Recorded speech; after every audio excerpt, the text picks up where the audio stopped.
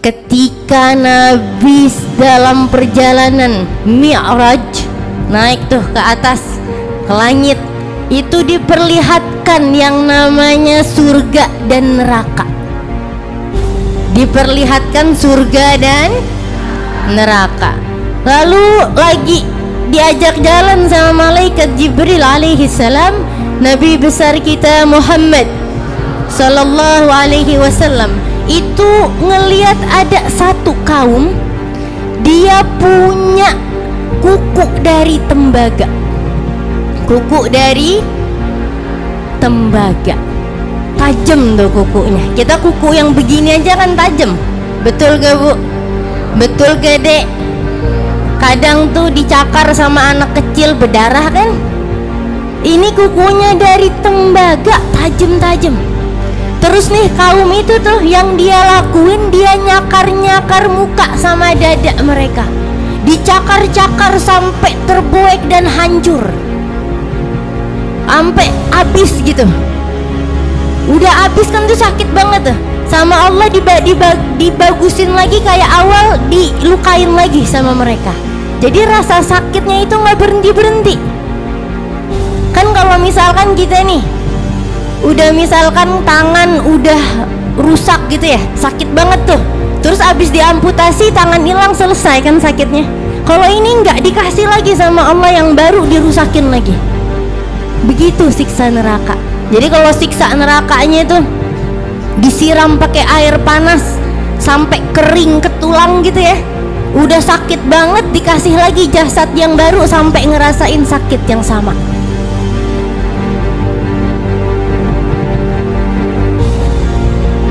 Assalamualaikum warahmatullahi wabarakatuh. Waalaikumsalam warahmatullahi wabarakatuh. Bismillah walhamdulillah wassalatu wassalamu ala rasulillah wa ala alihi wa sahbihi ajma'in, amma ba'd. Alhamdulillah kita dikumpulkan pada pagi hari ini di Markas Syariah Megamendung, dan semoga semua yang hadir di sini, terutama kepada imam besar kita Al Habib Muhammad Rizik Syihab hafidhahullahu ta'ala, semoga hajatnya dikabulkan. Yang punya penyakit diangkat penyakitnya, dikasih kemudahan dalam segala urusannya. Yang belum dapat jodoh nih yang hadir di sini, agar dipermudah dapat yang soleh. Amin ya rabbal alamin. Karena nggak mungkin bu kumpul gitu di majelis taklim, di majelis ilmu kayak gini nih, melainkan pulang dosa kita insya Allah diampuni oleh Allah. Alhamdulillah. Karena siapa yang hadir ke majelis taklim, maka berarti itu Allah menginginkan kebaikan untuknya. Karena sebagaimana yang dijelaskan dalam sebuah riwayat, kalau Allah menginginkan kebaikan untuk seseorang, maka Allah akan membuatnya faham ilmu agama. Mayuridillahu bihi khairan yufaqihu fiddin. Jadi kalau kita dikasih waktu untuk datang majelis, berarti itu orang-orang pilihan yang Allah tuh mau biar faham agama. Maka itu coba kesini nih niatnya tuh apa? Kalau misalkan niatnya cuma mau kumpul-kumpul aja, tuh sayang banget bu ya. Jadi kalau di sini tahu-tahu ngerumpinya lebih banyak daripada denger taklimnya, maka buru-buru kita istighfar, perbaiki niat lagi. Perbaiki niatnya, niat datang nih buat apa? Buat ngerumpi apa buat denger ilmu? Maka jangan ada yang ngobrol lagi ya bu. Walaupun yang di luar-luar tuh biar pada fokus, biar dapat keberkahannya insya Allah. Kita telah memasuki bulan Rajab yang insya Allah nanti kita akan ketemu sama bulan Ramadan. Jadi Rajab, Sya'ban, Ramadan. Jadi Rajab ini tuh pintu kita menuju bulan Ramadan. Jadi jangan kita nih, oh Ramadan yang penting nih saya mau baiknya Ramadan aja. Jangan. Jadi muslimah yang baik itu setiap hari. Jangan cuma Ramadan. Kadang kan ada tuh, ya kalau Ramadan pakai jilbab, kalau udah selesai Ramadan lepas lagi jilbabnya. Nggak gitu ya Bu. Dan pintu menuju bulan Ramadan adanya di bulan Rajab. Jadi kalau mau dapat Lailatul Qadar tuh di bulan Ramadan, dari Rajab nih usahanya. Dari Rajab kita perbaiki diri kita. Kita tinggalin maksiat. Kita kerjakan ketakwaan. Dan bulan Rajab ini kita diingatkan sama satu peristiwa luar biasa, yaitu Isra Mi'raj. Jadi ketika Nabi dalam perjalanan Mi'raj naik tuh ke atas, ke langit, itu diperlihatkan yang namanya surga dan neraka. Diperlihatkan surga dan neraka. Lalu lagi diajak jalan sama malaikat Jibril alaihi salam, Nabi besar kita Muhammad sallallahu alaihi wasallam itu ngelihat ada satu kaum, dia punya kuku dari tembaga. Kuku dari tembaga, tajam tuh kukunya. Kita kuku yang begini aja kan tajam, betul gak Bu? Betul gak Dek? Kadang tuh dicakar sama anak kecil berdarah kan. Ini kukunya dari tembaga, tajam-tajam. Terus nih kaum itu tuh yang dia lakuin, dia nyakar-nyakar muka sama dada mereka. Dicakar-cakar sampai terbuek dan hancur, sampai habis gitu. Udah habis kan tuh sakit banget tuh. Sama Allah dibagusin lagi kayak awal, dilukain lagi sama mereka. Jadi rasa sakitnya itu nggak berhenti-berhenti. Kan kalau misalkan kita nih udah misalkan tangan udah rusak gitu ya, sakit banget tuh. Terus abis diamputasi tangan hilang, selesai kan sakitnya. Kalau ini nggak, dikasih lagi sama Allah yang baru, dirusakin lagi. Begitu siksa neraka.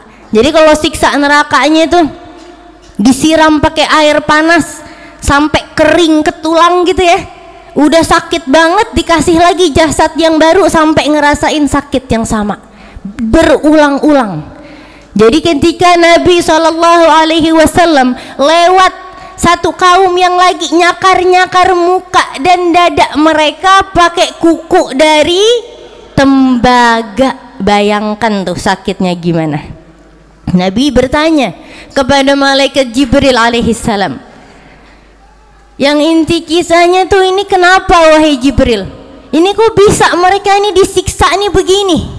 Akhirnya dijelaskan bahwa mereka itu adalah orang-orang yang suka mencemari nama baik saudaranya. Gimana sih kita mencemari nama baik saudara kita? Menghinakan kehormatan saudara kita dengan kita gibahin dia, dengan kita katain dia, dengan kita ngomongin dia, ngegosip gitu Bu. Bu, kan kita maunya kemana nih? Ke surga apa ke neraka? Ke surga. Cita-citanya maunya surga deh. Udah paham, ilmunya udah tahu. Dunia sementara, akhirat selamanya. Tapi kenapa masih ngegosip? Bu, ngegosip kan dosa. Kalau tujuan kita surga, ngapain ngelakuin dosa? Betul gak Bu? Kita mau jadi anak pinter misalkan ya, lagi sekolah gitu, mau dapat nilai bagus tapi nggak pernah belajar, nyambung nggak Bu? Enggak. Maka kalau tujuan kita surga, lakuin yang nyambung juga dong. Yang nyambung apa nih? Oh, tujuan kita surga, maka tinggalin kemaksiatan. Gibah tuh apa sih? Gibah kita ngomongin kejelekan orang yang benar-benar ada pada dirinya. Itu namanya gibah. Dia emang benar kayak gitu, tapi itu tetap dosa karena saudara kita sendiri. Ngapain sih kita sibuk-sibuk ngurusin orang kan?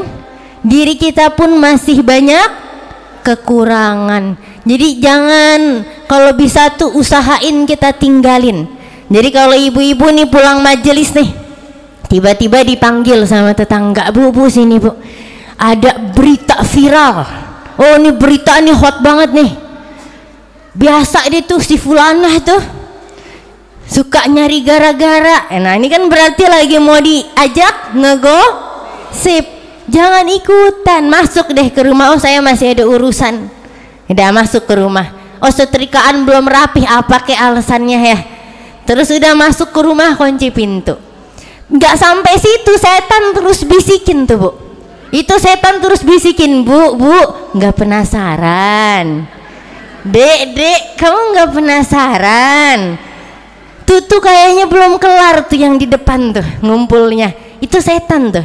Kalau setannya kelihatan bisa kita jewer Bu, betul gak? Masalahnya nggak kelihatan. Kalau kelihatan bisa kita jewer. Sana saya nggak mau dengar kamu. Nggak kelihatan. Tahu-tahu terpengaruh sama setan. Ditelepon. Tadi tuh udah kelar belum ngomonginnya? Kalau udah kelar dia nanya ngomongin apaan. Nah belum lulus tuh berarti.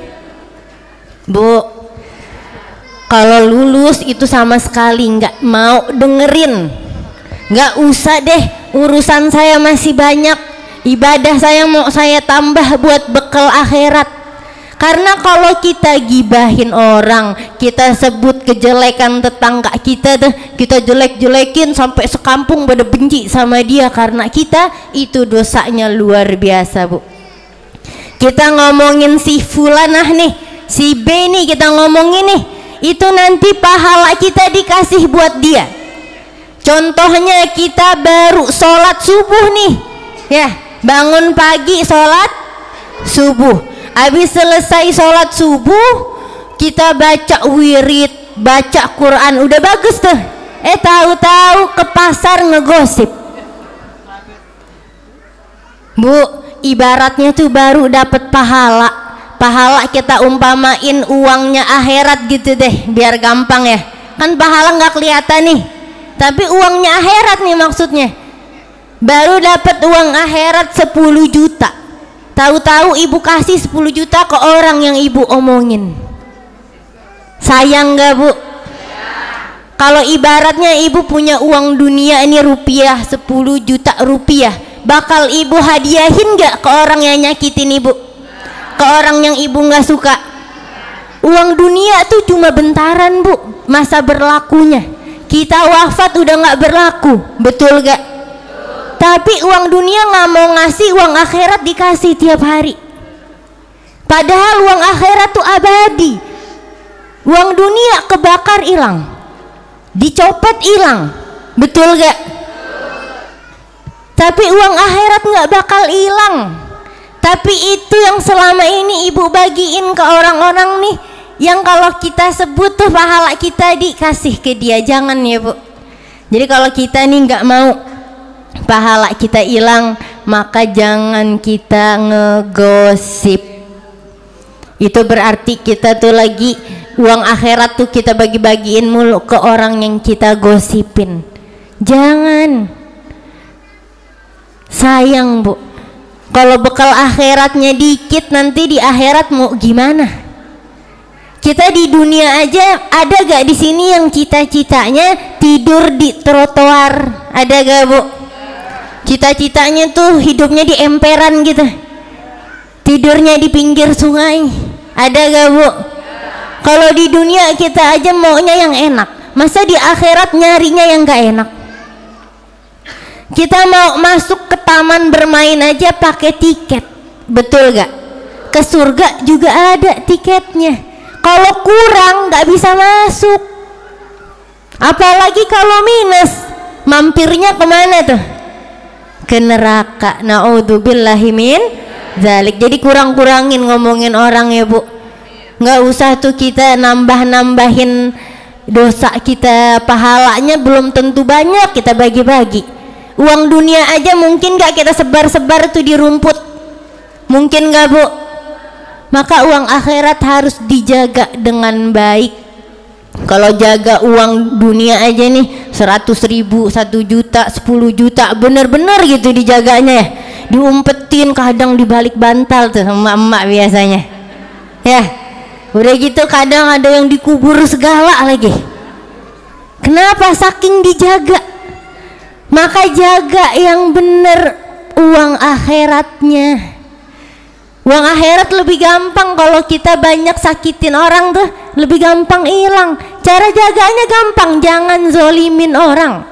Jangan zolimi orang pada kehormatannya, pada hartanya, pada fisiknya. Maksudnya tuh jangan ada anak kecil gitu, nggak salah apa-apa kita tabok gitu. Jangan Bu. Wah ibu lagi kesel ya, nggak tahu mau nabok siapa, anak orang lewat ditabok. Jangan ya Bu, itu namanya kita zalim. Atau nanti tuh kita lagi kesel sama orang, kita omongin, ngerumpi gitu, itu namanya kita zalim pada kehormatannya. Atau kalau zalim pada harta tuh ngutang nggak mau bayar. Dari awal tuh saya minjemnya 100.000, tapi niatnya nggak mau bayar. Kalau ditagih pura-pura hilang, ditagih pura-pura lupa. Nah itu namanya zalim. Kalau kita zalim, pahala kita dikasih ke orang yang kita zalimi. Pahala kita habis, dosa dia dikasih ke kita. Dia yang dosa, kita yang nanggung. Enak gak Bu? Ibaratnya tuh kalau uang dunia dia yang ngutang, kita suruh bayar. Mau gak Bu? Kalau nggak mau jangan zalim. Sekarang emang belum kelihatan, kelihatannya nanti kalau udah di pengadilan akhirat baru kelihatan, oh dosanya sekian, kelihatan tuh. Sekarang belum, karena belum kelihatan maka jaganya harus bener-bener insya Allah. Karena hukum gibah adalah haram. Apa? Kalau haram dosa gak Bu? Dosa.